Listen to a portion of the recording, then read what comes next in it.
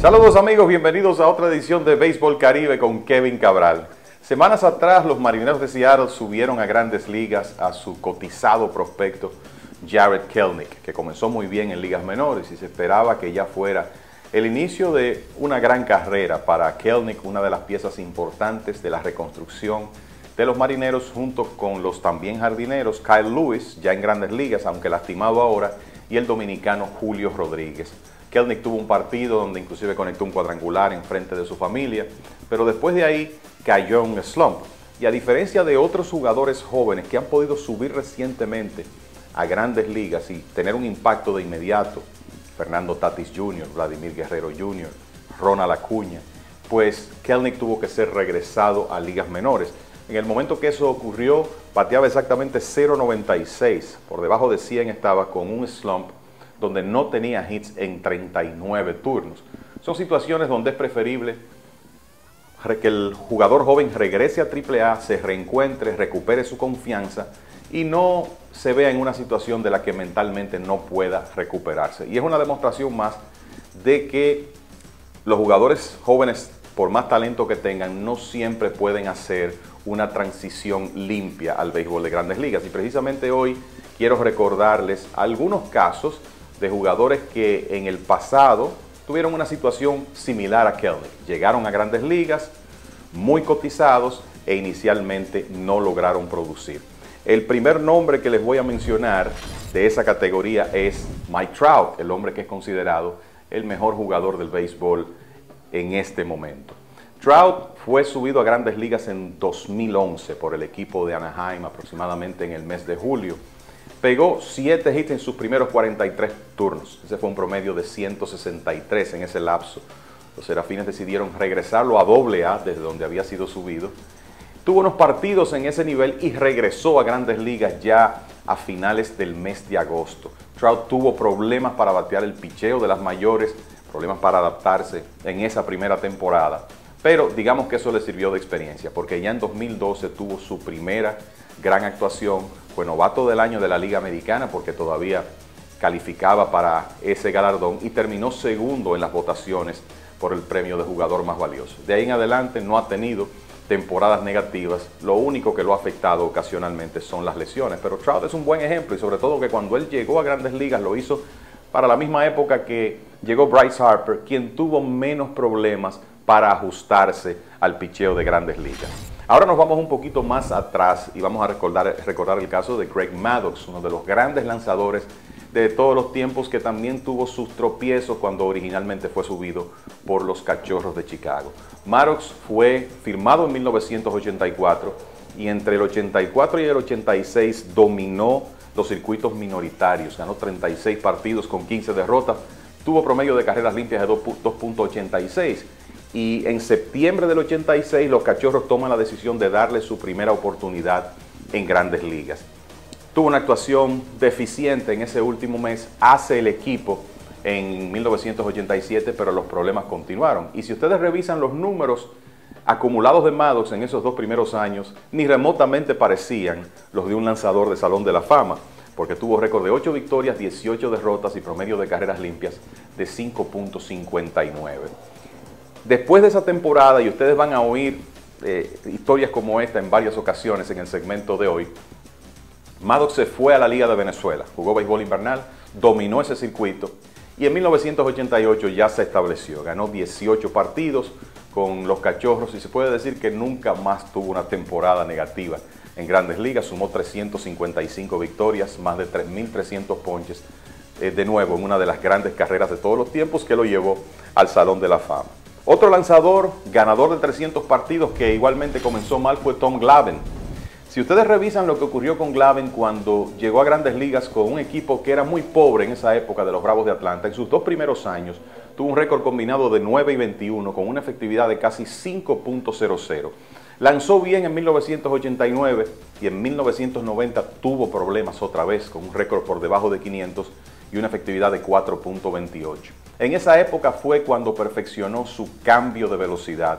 Glavine era un lanzador convencional que dependía de su bola rápida y de su slider, y cuando encontró ese cambio y pudo encontrar el lanzamiento para contrarrestar los bateadores derechos, la historia cambió por completo. De hecho, al año siguiente, en 1991, cuando los Bravos comenzaron su cadena de títulos divisionales, ganó su primer premio Cy Young.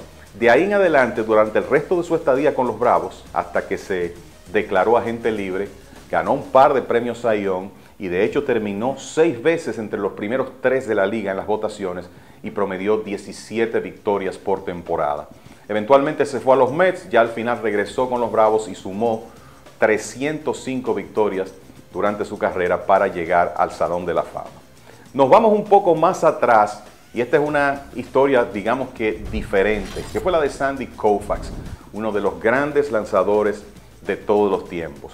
Koufax fue firmado en 1955. En esa época existía una regla en Grandes Ligas entre 1947 hasta que se estableció el draft en 1965 que obligaba a los equipos a dejar en Grandes Ligas a los lanzadores o a los jugadores que firmaran con un bono de $4,000 o más. Eran los llamados bonus babies. Koufax estaba en esa categoría y se quedó con el equipo en 1955. Inclusive hay una historia famosa de Tom Lasorda, porque resulta que para que Koufax fuera incluido en el roster, Lasorda fue bajado a ligas menores y el legendario manager de los Dodgers, fallecido recientemente, dijo en una ocasión, bueno, tuvo que aparecer el mejor zurdo en la historia para que me sacaran de roster y todavía creo que los Dodgers tomaron la decisión equivocada. Lo cierto es que Koufax se quedó con el equipo, pero era inexperto, descontrolado, muy verde todavía, y en esos primeros años no lanzó, que era el gran problema de esa regla. Provocaba que jugadores muy jóvenes estuvieran en roster, sus equipos no los utilizaban y eso demoraba el desarrollo. Y de hecho Koufax, si ustedes revisan sus primeros años en Grandes Ligas, los primeros 6, el récord combinado fue de 36 victorias, 40 derrotas, un promedio de carreras limpias por encima de 4, con una proporción de más de 5 bases por bolas por cada 9 entradas, porque ese era su gran problema en ese momento. Después que Koufax encontró control, a partir de 1961, tuvo uno de los periodos más extraordinarios en la historia para lanzador alguno, entre 1961 hasta su retiro prematuro por problemas en el codo en 1966 y llegó al Salón de la Fama. Yo creo que es obvio pensar que si él hubiera tenido tiempo para desarrollarse en ligas menores, no hubiera acumulado esos números negativos en sus primeros años en Grandes Ligas, cuando en realidad todavía no estaba listo para ese nivel. Otro caso interesante y que está relacionado con béisbol invernal es el de Mike Schmidt. Schmidt fue firmado por los Phillies de Filadelfia con bombos y platillos como uno de los principales prospectos de la época a principios de la década de 1970. Tuvo una gran temporada a nivel de AA en 1972 y a pesar de que estaba lastimado a finales de esa temporada, fue subido a Grandes Ligas por los Phillies. Y ya para 1973, a pesar de que hombres que trabajaban en la organización, hombres que después fueron inclusive managers de los Phillies, y en el caso de Dallas Green, gerente general de varios equipos, bueno, pues Dallas Green y Paul Owens entendían que Schmidt necesitaba más tiempo en ligas menores. Sin embargo, el manager de ese momento, Danny Ozark, decidió mantenerlo en el equipo de Grandes Ligas y Schmidt tuvo toda clase de problemas en su primera temporada en 1973. Bateando 196 y con una alta proporción de ponches. Ya el invierno antes, Schmidt había jugado béisbol invernal con los Criollos de Caguas en Puerto Rico. Después de esa pobre actuación, regresó a Caguas para la temporada 73-74. Allí terminó de pulirse y al año siguiente tuvo la primera de muchas grandes temporadas.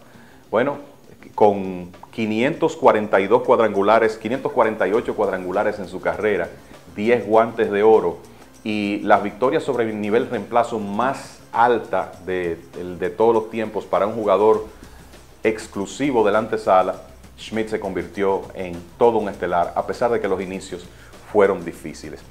Un último caso que no puedo dejar de mencionar es el de Roy Halladay, porque es famoso. Halladay fue firmado por el equipo de Toronto, era uno de los principales prospectos de esa organización, tuvo algo de éxito con los Blue Jays en 1998 y 99, pero digamos que en el 2000 tocó fondo.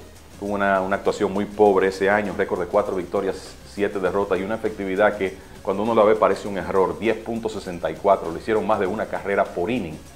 Ese año fue enviado a AAA y en la primavera siguiente continuaban los problemas y eso provocó que ya durante la temporada de 2001, Halladay fuera enviado a Clase A después de lanzar Grandes Ligas para trabajar con un coach de picheo llamado Mel Quinn.